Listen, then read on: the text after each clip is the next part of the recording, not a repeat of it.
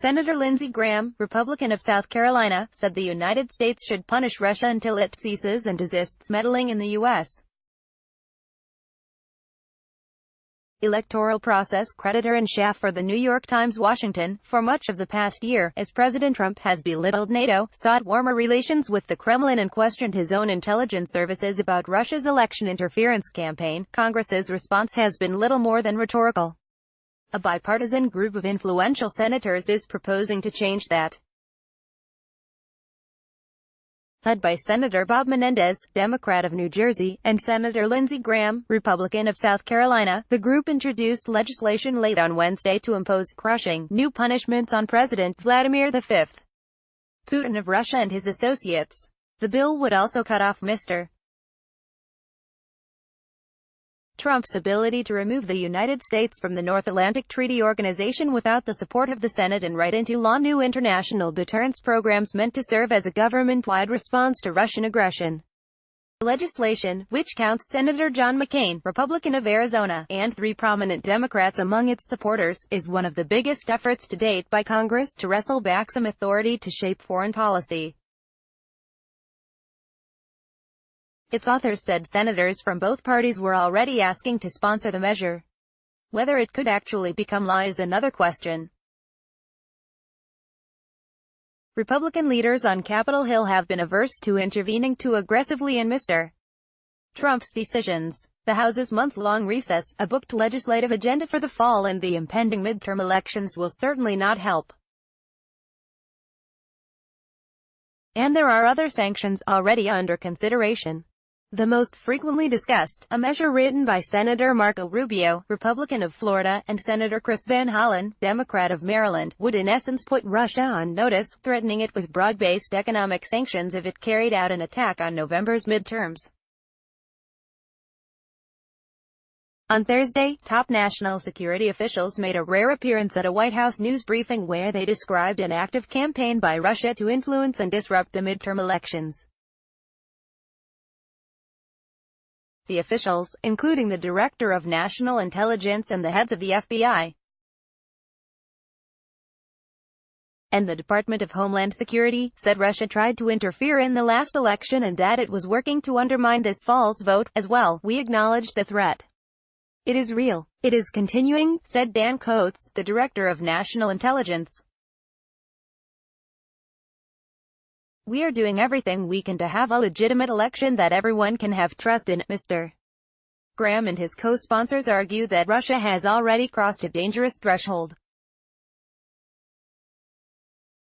One need look no further than reports in recent days that at least one Democratic senator up for re-election was targeted by Russian hackers last year and that Facebook has identified a sophisticated new influence operation on its networks reminiscent of the one carried out by Russians in 2016. The current sanctions regime has failed to deter Russia from meddling in the upcoming 2018 midterm elections, said Mr. Graham, one of the Senate's leading Russia critics. Our goal is to change the status quo and impose crushing sanctions and other measures against Putin's Russia until he ceases and desists meddling in the U.S. electoral process, halts cyberattacks on U.S.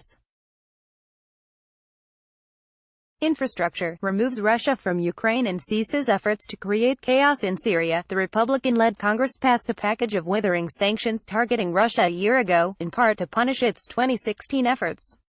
But a debate over how to amp up pressure has blossomed anew in recent weeks, as lawmakers have grappled with new disclosures about continued Russian activity and Mr. Trump's widely panned meeting last month with Mr. Putin in Helsinki, Finland. Mr. Trump spent the days leading up to the meeting bashing the Atlantic Alliance, which is committed to counteracting Russia's influence. Once there, he appeared to accept Mr. Putin's denials that Russia did not interfere in 2016 and cast doubt on American intelligence agencies' findings on the matter. Many Republicans, long uncomfortable with the president's forgiving stance toward Russia, condemned Mr. Trump's performance but have been unwilling or unable to take direct action. The possibility of additional sanctions appears to be an exception. Senator Mitch McConnell of Kentucky, the typically reserved majority leader, called out Mr. Rubio's bill by name last month and asked the Senate Banking and Foreign Relations Committees to hold hearings on Russia and the imposing of sanctions already on the books. Those hearings are underway, though Democrats fret that Mr. McConnell may not have any intention of actually pushing through legislation. Still, the senator's argument for tough immediate action received an added boost this week, when Facebook disclosed that it had detected and tried to disrupt a sophisticated influence campaign on its networks sowing discord ahead of November's elections. Though the company said it was unable to definitively attribute the activity to Russia, the tactics bore a striking resemblance to those used around the 2016 election. And some of the accounts interacted with accounts known to be operated by the Internet Research Agency, the Kremlin Link group that was at the center of an indictment related to earlier interference. Senator Claire McCaskill, Democrat of Missouri, also confirmed a Daily Beast report that her office was unsuccessfully targeted by Russian hackers last year. American intelligence officials have indicated that she is not alone, but no other officer candidate has been publicly identified. The sanctions package is intended to mount pressure on Russia to stop such activity. It includes a long list of provisions meant to embarrass Mr. Putin, cripple his allies financially and create new criminal vulnerabilities for Russia and other nations participating in cyberattacks. It would mandate that the United States assemble a report on Mr. Putin's finances and assets, a move long advocated by Russia hawks who believe it would expose the extent of any financial crimes committed by Mr. Putin. And it penalizes projects involving Russian sovereign debt and state-owned energy companies, a move that some Republicans, including in the Trump administration, fear could wreak havoc across global markets. The package also includes a provision, written by Senator Cory Gardner, Republican of Colorado, that would require the State Department to determine whether Russia should be designated a state sponsor of terrorism. Mr. Menendez, the top Democrat on the Foreign Relations Committee, said it would fill a void left by Mr. Trump for a clear, government-wide response to Mr. Putin's efforts. Putin's aggressing will be met with consequences that will shake the regime to its foundation, Mr.